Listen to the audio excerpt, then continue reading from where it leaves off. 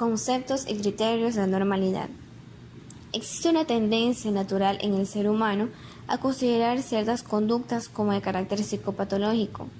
Términos como locura, posesión demoníaca, insania, demencia, psicosis, amok, etc., han sido utilizados por diversos grupos culturales en diferentes momentos históricos para identificar conductas consideradas anormales. Eso nos hace pensar que, primero, los fenómenos psicopatológicos son universales e intemporales. Se han observado si se siguen observando en cualquier cultura y época. Segundo, desde antaño y en todas partes, aunque sea de manera no científica, se han advertido ciertas características distintivas de la psicopatología, que la diferencia de otros tipos de desviación de las normas grupales, como el crimen, la conducta inmoral, la automarginación por motivos políticos o existenciales, etc. Tercero, la necesidad de control de las conductas desviadas por parte de las sociedades a lo largo del tiempo. No obstante, resulta extremadamente complejo definir el concepto de normalidad psicológica. La psicopatología, en todo caso, se ocuparía de aquellas conductas anormales que presentan una connotación negativa para el sujeto, en el sentido de dificultar su desenvoltura en la vida cotidiana en mayor o menor medida. Dentro de la psicopatología hay diversidad de enfoques y cada uno de ellos defiende unos criterios específicos para definir la psicopatología o anormalidad. En uno de los extremos de este abanico se halla el modelo organicista, que equipara los trastornos mentales con el resto de las enfermedades. Aquí la normalidad se definiría por la presencia de alteraciones o disfunciones biológicas. En el otro extremo se encuentran las posturas antipsiquiátricas, que defienden la inexistencia de la conducta normal como tal, así como que la psicopatología no es más que un instrumento político de opresión y control sobre la población. Criterios de anormalidad. Se han propuesto criterios diferentes a modo de guía para determinar qué se considera normal o psicopatológico. Los más utilizados son los criterios estadísticos clínicos, sociales o interpersonales, subjetivos o intrapsíquicos y finalmente biológicos.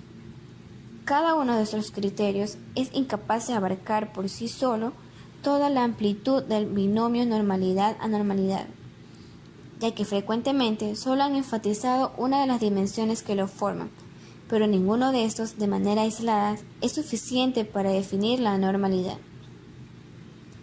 Criterios estadísticos. Los criterios estadísticos definen la normalidad psicológica a partir de dos supuestos, el supuesto de frecuencia y el supuesto de continuidad. Teniendo en cuenta el primer supuesto, los criterios estadísticos presuponen que las variables que definen psicológicamente a un individuo se distribuyen en la población según una curva normal. Así pues, un individuo concreto respecto a una característica se sitúa en un punto determinado de esta distribución y puede ser calificado como normal o anormal según si es muy frecuente esta posición en la población general. De manera que anormal es lo poco frecuente. Sin embargo, no podemos identificar esta normalidad estadística como psicopatológica, ya que lo infrecuente no siempre implica un carácter psicopatológico. Las matizaciones realizadas en el primer supuesto intentan ser corregidas con el supuesto de continuidad. Según este, todos los elementos constitutivos de las psicopatologías están presentes en la normalidad, pero en menor grado. Es decir, la psicopatología representaría la exacerbación por exceso o por defecto de una conducta, rasgo o característica presente en toda la población. Por ejemplo, las personas nos diferenciamos las unas de las otras por nuestro gusto por el orden, la limpieza, etc. Y hay personas más ordenadas que otras, pero todo dentro de una normalidad que, sin embargo, llegado a cierto punto ya pasa a ser un hecho extraño, o también llamado patológico. Cuando la persona necesita lavarse las manos continuamente hasta el punto de que se provoca problemas dermatológicos y necesita esta acción continua gran parte de su tiempo diario. Fíjese entonces, las diferencias entre lo normal y lo patológico serían de naturaleza cuantitativa según este criterio. Criterios clínicos. Estos criterios tienen como punto de partida la evaluación del paciente y se basan en la delimitación de conjuntos de síntomas que se identificarían con trastornos o cuadros psicopatológicos. Los criterios clínicos, pues, definen la conducta como anormal sobre la base de la presencia de síntomas. Esta es la filosofía de los dos sistemas de clasificación de los trastornos mentales más difundidos internacionalmente. Tenemos la clasificación internacional de las enfermedades de la Organización Mundial de la Salud y el Manual Diagnóstico y Estadístico de los Trastornos Mentales de la Asociación Americana de Psiquiatría. Por tanto, anormal o patológico es todo aquello que cumple los criterios definidos por esta normalidad, lo cual no está exento de problemas. Criterios sociales o interpersonales. La definición de normalidad es una cuestión de normativa social. Determinar el carácter psicopatológico de una conducta, rasgo o actividad depende del consenso social en un momento y lugar dado. A partir de estos dos criterios, se incide en el peso que tienen las variables socioculturales en la valoración de una conducta como anormal o normal. La investigación transcultural ha dejado constancia de la relatividad cultural del comportamiento humano. Aquello que en un contexto histórico o cultural es normal se considera psicopatológico en otro contexto. Por ejemplo, el abuso de sustancias en nuestra cultura puede ser considerado un trastorno, y en otras culturas una forma de contacto con divinidades. La adecuación de un individuo particular al rol que socialmente tiene asignado es el criterio principal para determinar la normalidad de su comportamiento. Sin embargo, tratar de definir el concepto adaptación social y si la inadaptación representa una normalidad o una anormalidad es casi tan difícil como definir el de anormalidad. Criterios subjetivos o intrapsíquicos. Una variante de estos criterios es el criterio algedónico.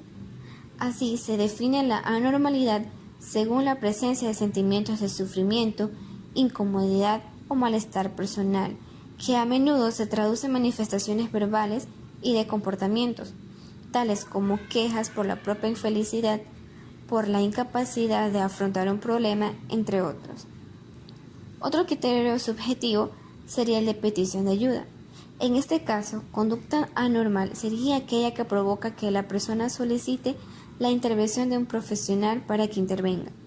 Ni qué decir tiene que este es un criterio con muy poca fundamentación científica. Cabe recalcar que no todas las personas que manifiestan quejas sobre angustia, adecuación de la conducta, según los parámetros sociales, entre otros, presentan rasgos psicopatológicos, incluso si recurren a la ayuda de un psicólogo o un psiquiatra. Criterios biológicos. Los diferentes trastornos psicopatológicos son fundamentalmente expresión de alteraciones o de disfunciones del funcionamiento de la estructura o del proceso biológico que los sustenta. Sin embargo, son muchas las dificultades existentes para aislar cuáles son las alteraciones y qué las ha producido. Asumir una etiología orgánica como explicación última y exclusiva de la psicopatología comportaría adoptar el término genérico enfermedad mental. Aunque se descubriese una etiología orgánica para cada uno de los trastornos psicopatológicos, eso no justificaría destacar la intervención de factores psicológicos o sociales en la etiología misma o en su mantenimiento. Sin duda, en la génesis de las manifestaciones psicopatológicas se reúnen factores biológicos, psicológicos y sociales. Los criterios biológicos, por lo tanto, prestan su atención en las alteraciones y en las estructuras y o procesos biológicos de la conducta normal. Por lo tanto, tenemos que el criterio de normalidad, es decir, ningún criterio por sí solo, no es suficiente para definir la conducta normal o psicopatológica. Además que ningún comportamiento es por sí mismo anormal. Las personas con psicopatología tienen dificultades para lograr un desarrollo adecuado en todos los ámbitos.